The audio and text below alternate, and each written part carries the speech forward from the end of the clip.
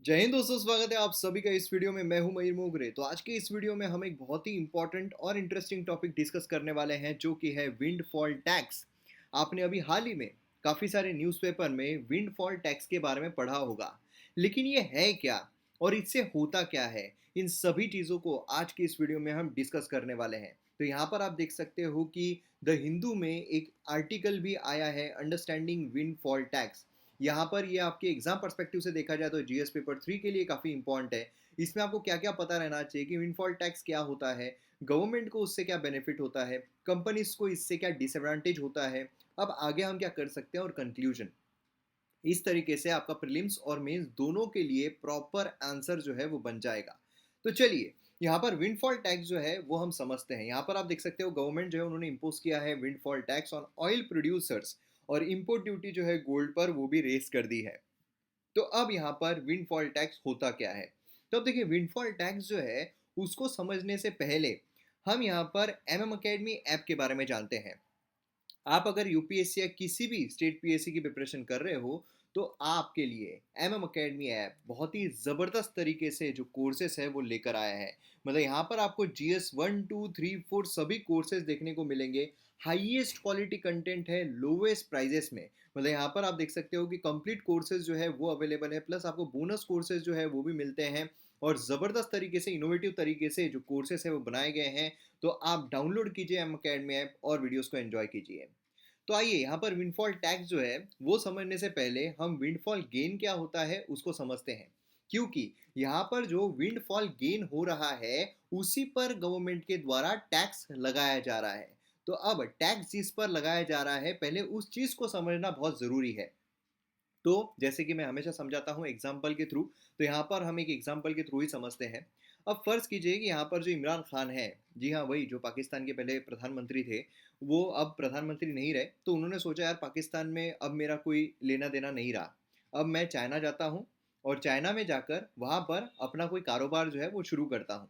और वो वहाँ पर जाकर अपना एक कारोबार शुरू करते हैं, वो वहाँ पर जाकर मोदी जैकेट जो है वो सेल करते हैं। अब आप सोचिए, सिचुएशन सोचिए क्या ज़बरदस्त है। मतलब पाकिस्तान का जो एक्स प्रधानमंत्री है वो चाइना जाकर भारत के जो प्रधानमंत्री है मोदी, उनका जैकेट जो है वो सेल कर रहा है।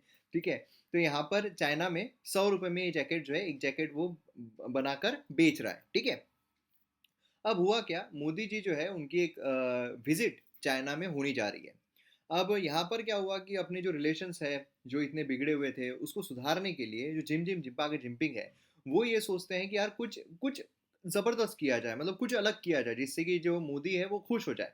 तो इसलिए वो ये बोलते हैं कि हर कोई मोदी जैकेट जो है वही पहनेगा। मतलब जब यहाँ पर विजिट हो रही है मोदी जी की चाइना में, तो चाइना में जहाँ जहाँ वो देखे, जिस जिसको वो देखे, वो सब मोदी जैकेट में ही दिखना चाहिए। मतलब अब क्या हुआ, सडनली जो मोदी जैकेट है उसकी डिमांड इंक्रीज हो गई, है ना। और कौन से फैक्टर्स की वजह से, कुछ एक्सटर्नल फैक्टर जिसका इमरान खान से कोई लेना देना नहीं था। तो वो फैक्टर्स की वजह से सडनली मोदी जैकेट की डिमांड जो है वो इंक्रीज हो जाती है। बहुत सारे लोग जो है वो आते हैं, भाई हमको मोदी जैकेट दो, मोदी जैकेट दो। इमरान खान बोलते हैं यार सप्लाई मेरे पास मोदी जैकेट तो इतने ही है, तो फिर अब यहाँ पर मैं 100 रुपये में नहीं दूंगा, मैं यहाँ पर ज़्यादा दूंगा, 200। लोग और भी बहुत ज़्यादा आ रहे हैं, 200 आ रहे हैं, मेरे को चाहिए, मेरे को चाहिए, मेरे को चाहिए। ऐसे करते करते करते करते इमरान खान जो जैकेट है उसकी कीमत सीधी 10,000 कर देता है। मतलब सोचिए, 100 रुपये का एक जैकेट 10,000 रुपये का एक जैकेट बन जाता है सडनली, क्योंकि यहाँ पर कुछ पॉलिसी, कुछ ऐसी चीज़ें लाई गई जिसकी वजह से जो डिमांड है मोदी जैकेट की बहुत ज़्यादा बढ़ गई। तो अब यहाँ पर जो इमरान खान है उसको तो कितने में पड़ रहा था वो जैकेट, उसको तो 100 रुपये में भी प्रॉफिट में बेच रहा था वो, है ना। सडनली यहाँ पर और 2 जीरो लग गए, 10,000 रुपये का एक जैकेट उसका बेचे जाने लगा और काफी लोगों ने वो खरीद लिया। तो ये क्या है, क्या उसने कोई इन्वेस्टमेंट की, नहीं की। क्या उसने कोई मार्केटिंग स्ट्रेटेजी अपनाई, नहीं अपनाई। ये तो कुछ एक्सटर्नल फैक्टर ऐसे हुए जिसकी वजह से सडनली उसके पास जो माल है उसका दाम एकदम बढ़ गया और उसकी वजह से उसको प्रॉफिट हो गया। मतलब इसे ही हम कहते हैं विंड फॉल प्रॉफिट।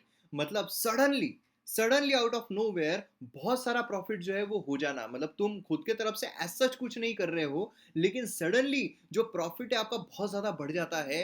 और लास्ट में भाई यही बोलते हैं कि मोदी है तो मुमकिन है, मैं इतना करोड़पति बन गया जो पाकिस्तान में प्रधानमंत्री रहते हुए मैं नहीं बन पाया, वो मैं यहाँ पर बन गया हूँ।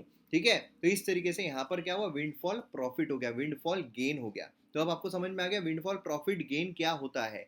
इसी पर लगाया गया टैक्स उसे हम कहते हैं विंड फॉल गेन टैक्स। अब यहाँ पर हम जो ऑयल इस पर लगाया गया है वो एग्जाम्पल लेते हैं। अब समझ लीजिए यहाँ पर इंडियन कोई कंपनी है, ऑयल बना रही है, ऑयल जो है वो यहाँ पर सप्लाई कर रही है, ऑयल बेच रही है, ठीक है। अब समझ लीजिए इनको नॉर्मली नॉर्मली 82 रुपीज़, अब समझने के लिए मैं आपको आंकड़े जो है उस पर मत जाइए, समझने के लिए बता रहा हूँ बस, ठीक है। अब 82 रुपीज़ जो है उसमें अगर ये ऑयल बेचते हैं तो इनको फायदा हो रहा है, मुनाफा हो रहा है, प्रॉफिट हो रहा है, ठीक है, 82 रुपीज़, ठीक है। अब यहाँ पर क्या हुआ, सडनली जो ऑयल एक्सपोर्टिंग कंट्रीज है उन्होंने ऑयल के दाम बढ़ाने के लिए अपना जो प्रोडक्शन है उसको कम कर दिया ताकि ऑयल के प्राइसेस जो है वो इंक्रीज हो जाए। अब सडनली क्या हुआ, ऑयल के प्राइसेस इंक्रीज हो गए। अब इंटरनेशनल मार्केट के हिसाब से अगर देखा जाए तो ऑयल के प्राइसेस जो है वो यहाँ पर 105 रुपये में बेचे जा रहे हैं, या 115 रुपये में बेचे जा रहे हैं, 120 रुपये में बेचे जा रहे हैं, ठीक है, हम 105 लेते हैं कि 105 रुपये में बेचे जा रहे हैं। अब ये इनको तो एज सच कुछ करना पड़ा क्या? नहीं, इनको कुछ भी नहीं करना पड़ा, इनका कोई लेना देना नहीं है, इनको कुछ भी नहीं है, तो अपना नॉर्मली वही 82 रुपीज़ में माल बेच रहे हैं, ठीक है। लेकिन इनको सडनली पता चला भाई 105 रुपये चल रहा है बाहर बाहर रेट, तो ये भी क्या करेंगे, ये भी अपना रेट जो है 105 कर देंगे। ये भी अपना रेट क्या करेंगे, 105 करेंगे। इन्होंने कोई प्रोडक्शन बढ़ाया, कम किया? नहीं। इन्होंने कोई इन्वेस्टमेंट की? नहीं।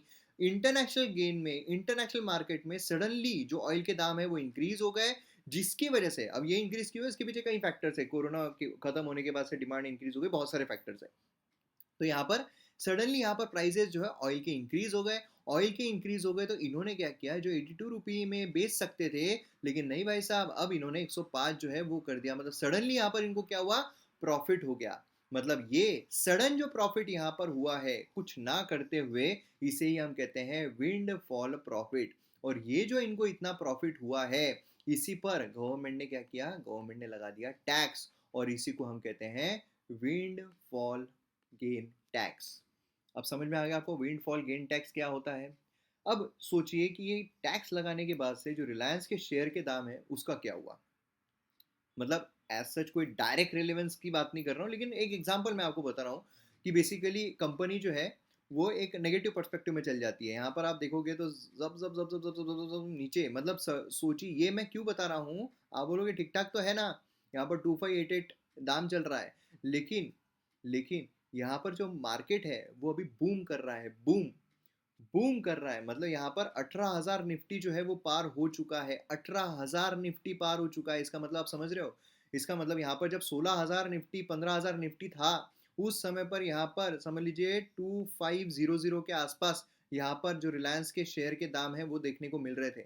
मतलब निफ्टी ने यहाँ पर समझ लीजिए 2,000 की जंप ली है, लेकिन स्टिल यहाँ पर जो रिलायंस है उसने अभी तक देखिए 100 जो है वो पार नहीं किया, और रिलायंस का वेटेज बहुत ज़्यादा है निफ्टी में। तो बाकी स्टॉक्स आप सोचिए कितना ज़्यादा आउट परफॉर्म कर रहे होंगे कि निफ्टी इतना ऊपर चढ़ रहा है, लेकिन रिलायंस जो है वो यहाँ पर नहीं कर पा रहा है। अच्छा खासा चढ़ रहा था, अच्छा खासा चढ़ रहा था, अच्छा खासा चढ़ रहा था, सडनली यहाँ पर और आ जाता है भाई, नीचे चल जाता है।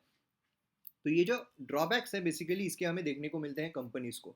तो विंडफॉल टैक्स की वजह से जो गवर्नमेंट है उनको तो बहुत फायदा होता है, क्योंकि टैक्स लगा रही है, उनको सडनली बहुत ज़्यादा पैसा मिल रहा है, तो यहाँ पर गवर्नमेंट का रेवेन्यू बूस्ट हो जाता है।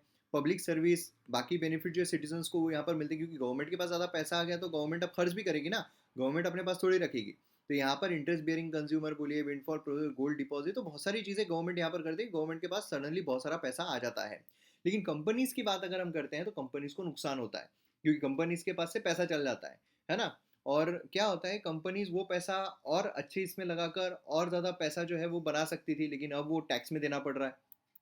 तो बेसिकली यहाँ पर अगर आप देखोगे तो कंपनीज जो है वो यहाँ पर दूसरी जो कंपनीज होती है, ठीक है, वो क्या करती है, वो उन जगहों पर इन्वेस्ट करती है जहाँ पर स्टेबिलिटी हो टैक्सेस की। तो गवर्नमेंट जो है उल्टे सूटे अनसन कभी भी टैक्स ना मांग ले, है ना। तो यहाँ पर क्या है कि कंपनीज जो है कॉन्फिडेंट रहती है उन सेक्टर में इन्वेस्ट करने के लिए जहाँ पर स्टेबिलिटी हो टैक्स रेजिम में, कि यार गवर्नमेंट ने तो उल्टे सूटे यहाँ पर टैक्स मांग लिए यार सडनली, मतलब हमने तो अभी तक पैसा देखा भी नहीं था, सिर्फ सोचा था कि पैसा आने वाला है, गवर्नमेंट ने उसमें से माल मांग भी लिया, ये तो हफ्ता वसूली हो गई। इस तरीके से प्रॉब्लम होता है।